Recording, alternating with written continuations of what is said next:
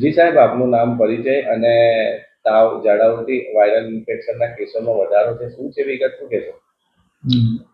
મારું નામ ડૉક્ટર અજય નાયક, civil hospital Nadiad ખાતે હમણાં ઇન્ચાર્જ આરએમઓ તરીકે હું ફરજ બજાવું છું. હવે વાયરલ ફીવર અને ડાયરિયાના કેસોની વાત કરીએ તો હમણાં ચોક્કસ પ્રમાણે એનું પ્રમાણ વધ્યું છે. કારણ કે વરસાદ જે રીતે હમણાં પડ્યો એ પછી ગરમીનું પ્રમાણ વધ્યું, બફારાનું પ્રમાણ વધ્યું, જ્યાં જ્યાં ઠેર ઠેર અમુક જગ્યાએ પાણી ભરાયેલા હોવાથી મચ્છરજન્ય અને પાણીજન્ય બીમારીના રોગમાં વધારો જોવા મળેલ છે. અને એ પછી હમણાં ઓપીડીની સંખ્યામાં પણ આપણે બહુ ઉછાળો આવ્યો છે. જે પહેલાં 600-800ની ઓપીડી રહેતી હતી, પરંતુ અત્યારે 1000 સુધી ઓપીડી પહોંચી જાય છે, 1000ની ઉપર પહોંચી જાય છે. ઇન્ડોર થયેલા પેશન્ટની સંખ્યામાં પણ વધારો થયો છે. 160ના બેડની હોસ્પિટલની સામે અત્યારે આપણે 300-350 પેશન્ટ દાખલ કરતા હોઈએ છીએ. પરંતુ એટલું ચોક્કસ કહીશ કે આ વરસાદ પછી વાયરલ ફીવરના અત્યારે જો વાત કરીએ વોર્ડ વાઇઝ, તો મેલ વોર્ડમાં અત્યારે વાયરલ ફીવરના કેસો આપણે જે દાખલ કરીને સારવાર આપી રહ્યા છીએ એમાંથી આશરે ટોટલ 47 પેશન્ટમાંથી 14 થી 15 પેશન્ટ આપણે દાખલ છે અને જેને સારું થયું છે એને રજા આપવામાં આવી છે.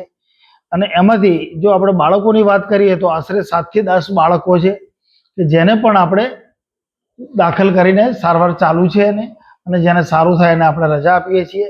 અને જો ડાયરિયાના કેસોની વાત કરીએ તો સ્પેશિયલ આઇસોલેશન વોર્ડમાં તેઓને દાખલ કરીને આપણે સારવાર આપી રહ્યા છીએ. અને એના અત્યારે લેટેસ્ટ વાત કરીએ તો અંદાજે અત્યારે 20 પેશન્ટો આપણે ડાયરિયાના દાખલ છે.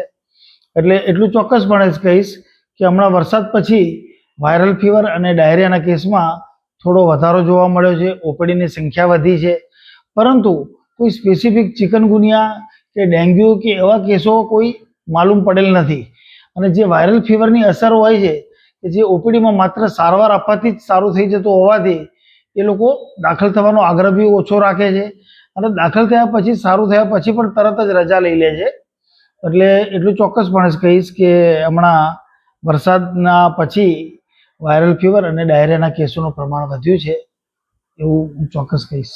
બાળકોમાં રોજબરોજ વાયરલ ફીવરના કેસો વધતા હોય છે, શું કારણ હોઈ શકે? શું મેઇન વસ્તુ છે કે વાયરલ ફીવર થવાનું કારણ કે બાળકોમાં એક તો એમની ઇમ્યુનિટી, રોગ પ્રતિકારક શક્તિ ઓછી હોય. બાળકોની ઉંમર નાની હોય એટલે એમનામાં ઇમ્યુનિટી ઓછી હોવાથી કોઈ પણ ઇન્ફેક્શન લાગવાની શક્યતાઓ વધી જતી હોય છે. અને એમાં બી બાળકો જ્યારે ખુલ્લામાં રમતા હોય, જ્યારે પૂરા કપડાં ના પહેર્યા હોય, જેમને આમાં મચ્છર ના કરડે તેની પૂરી તકેદારી રાખવી જોઈએ.